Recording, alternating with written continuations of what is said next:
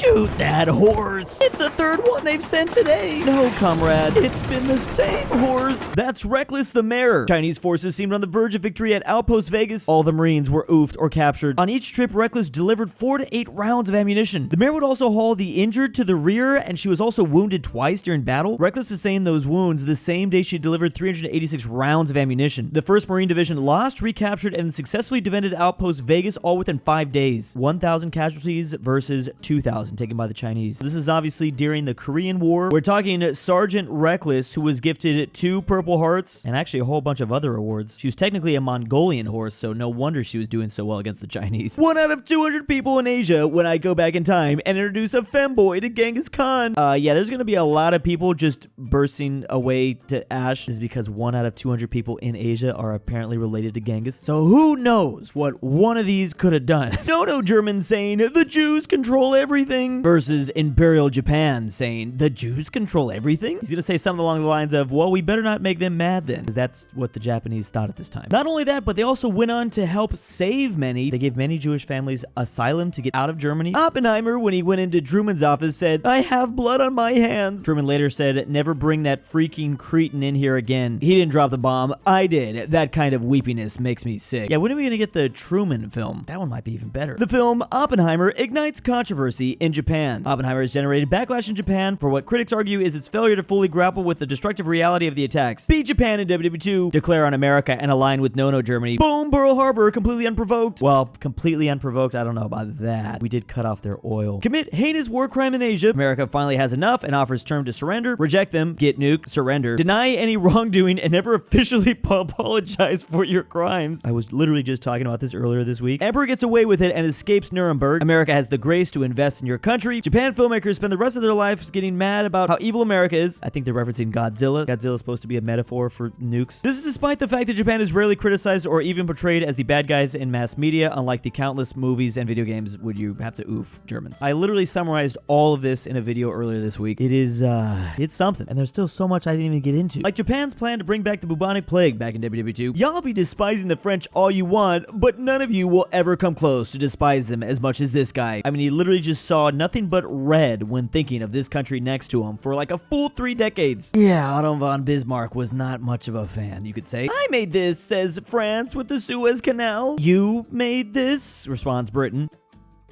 I made this. Oh no, Britain, here we go again. It was actually this French diplomat that started it in 1854. Wouldn't get finished for a while after that though. But it was, after all, a joint British-French organization. And on solution for this part of the world, so we make this part of Palestine a British colony. Also, the Gaza Strip becomes a British colony. Also, all of Israel becomes a British colony. This person's solution to the Israel-Palestine conflict. Anyone want to take a guess where he comes from? I don't know if this is a good idea. I mean, this is how we got into this position in the first place, isn't it? The fall of Constantinople will be like, kaboom!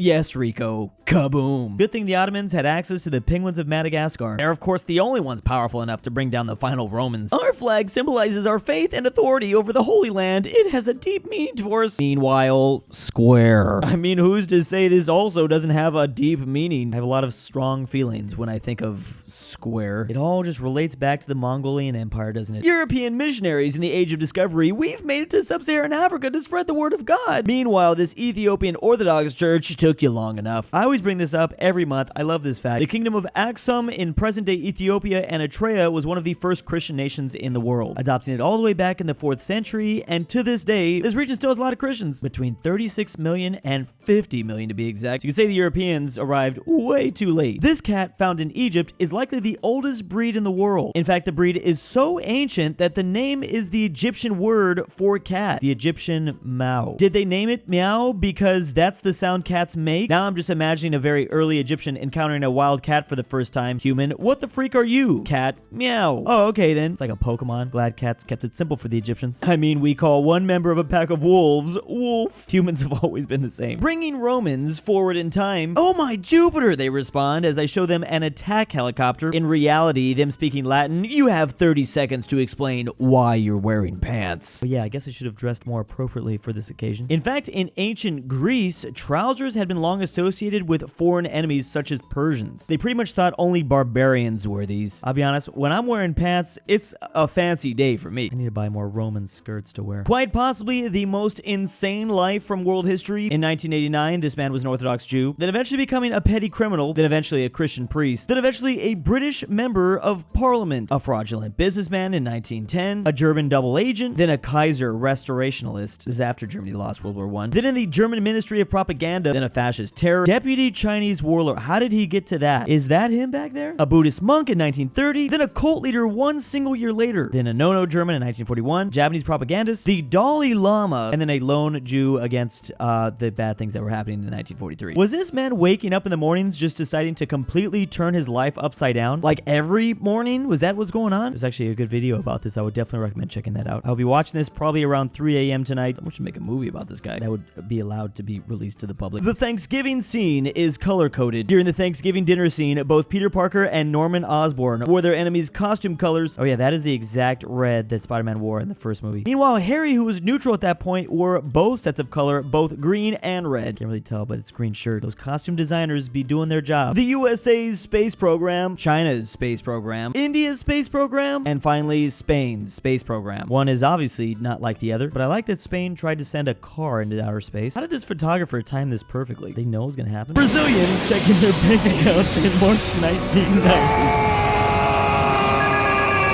That Yu-Gi-Oh clip is way too perfect for this. Where's the money gone? Where's the money? Spanish colonization of America, according to witnesses, versus Spanish colonization of America, according to Spanish historians. Not so much. I know we see this image a lot in the memes, but again, it wasn't actually like this person was not happy. I think that should have been probably more obvious to us all, but how people think the Vietnam War was versus how the Vietnam War actually was. Bit more detail there. I mean, yes, the US is the big scary, but there's also South Korea, the Philippines, of course our homie Australia who helps us out in all the wars. There's Thailand, and then of course this is the side of Vietnam that we were supporting. There's two of those actually. And then there's just little old Vietnam being gifted weapons by the USSR and China. That's the only things they got. And yes, they managed to win all this. And this isn't even everything. Where's France? They also had to beat France. You can add Japan and China too, depending on exactly what year you're talking about. Trade offer! I receive monetary support. You receive 10 million Chinese women. Okay, how much monetary support are we talking about here, Mao Zedong? Apparently in the 70s, he did offer the US this since we were struggling with our population. I wonder if China's ever going to offer us this again at some point. Our swords are made from this, which is folded 1,000 times, forged from 3 different grades of steel, and differentially hardened to maximize durability and strength. This knight looks on, decides to get a little closer. Ours use good steel.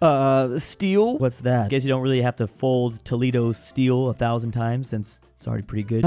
Just thinking about the good old days. President Roosevelt raises taxes on the Rockefellers to 79%. Holy crap, I knew that he did this, but I didn't know it was 79%. Imagine if we did this now, it would never happen. But funny thing is, he did that, and here we are 100 years later, and they're still a massively rich family. Still worth more than 410 billion. It's a win-win. You guys still keep a lot of money, and then God telling Henry Gunther that he was oofed 1 minute before World War I ended. Oh, that's gotta hurt. Was he part of that last battle cry? There's like 10,000 people that were oofed as like the papers were being signed. I think this would probably be his actual response to God, though, in that situation. When you're so neutral that another country had to mention you in their anthem. Thanks, bro, as they hug it out with Poland. Yeah, Poland actually names 3 different countries in their national anthem. Well, even more than that, if you include indirectly. Oh, this says Sweden was mentioned negatively. Gotta make sure that people know that Sweden wasn't that neutral. Nobody's born cool. Except, of course, people who acknowledge that Lend-Lease was vital for the USSR to win the war. Oh, that's so cute. That is an aspect that's not often talked about, but at the same time, USSR manpower, bodies, humans was also necessary to win the war, so both were definitely needed. Yep, as the old saying goes, Russian blood. And big thanks to my patrons this month. Drew, je suis ton père de retour avec le lait, regarde dehors. DOOCHBAGGINS, Amateur Archaeology,